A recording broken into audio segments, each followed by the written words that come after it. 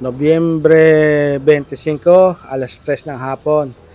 Nandito po tayo sa Kawayan Bugtong. Muli, dinalaw natin si Ate Lydia Saison Mikwa.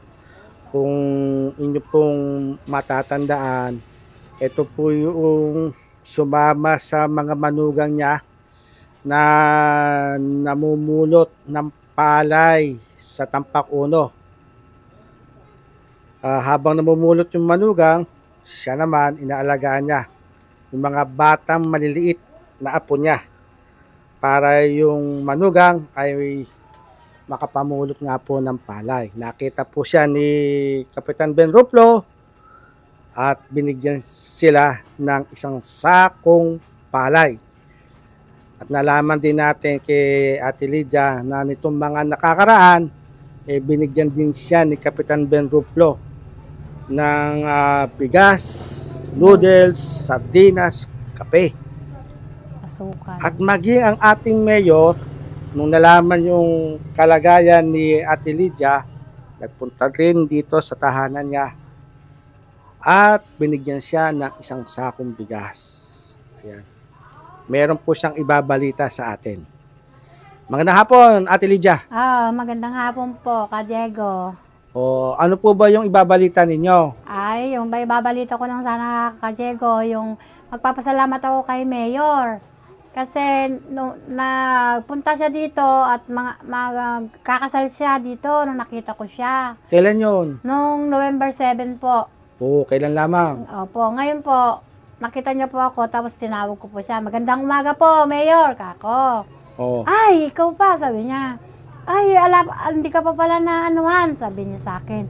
Sige, sabi niya, punta ka sa Pidaw at hanapin mo si Larilyn at sabihin mo, ayusin yung papel mo.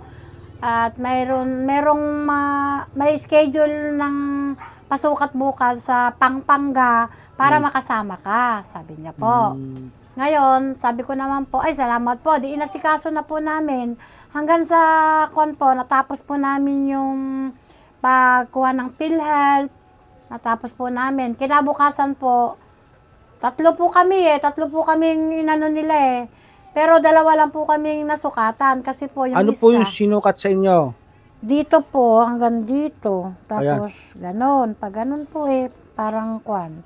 Para magkaroon ng paa. Opo. Opo. Nagpapasalamat po ako kasi hindi po ako kasama sa schedule. Oo. Nakita ko lang po si Mayor na manganganak ng anong tawag doon? Siya ang judge ng kasal. Magkakasal. Oo.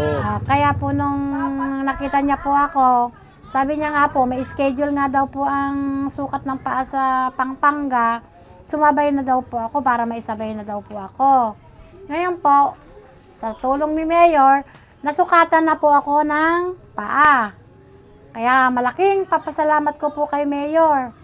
At natulungan na naman niya po ako. Dati po, wheelchair. Binigay niya sa akin. Ngayon po, paa. Hihintayin mo yun, no? Kailan daw ba darating? Mga ano daw po yun. Kasi ang ano daw po ng PhilHealth, 1 month. Opo. Mga siguro po, February o March. March. Opo. Next year. Opo. Magkakapaan na daw po ako. Kaya sa inyo pong lahat, kay Kapitan Ruplo, nagpapasalamat po ako dahil walang pa yung pagtulong niya sa amin na hindi siya tumigil. Kung may grasya sa kanila, pinamamahagi niya rin po sa amin.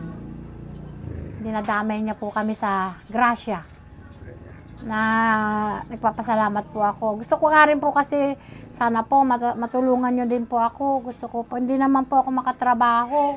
Dahil ganito po yung pa ko. Kapag nagkaroon na ng paayan, makakalakad ka na ng Opo. walang saklay o walang... Meron po sa pansamantala po ito. Yan. Opo, pansamantala po itong magagamit. Pero pag okay na po, nakaya na pong timbangin, solo-solo na pong maglalakad. Edi makakapamulot ka na ng palay. Ay, opo. Sasama na po ako mamulot. Namumulot din po ako. Yung ako po yung nagaganyan. Ito pong, yan lang na to. Nagtatahip. Opo, yung halimbawa, marumi pa yung dadalhin.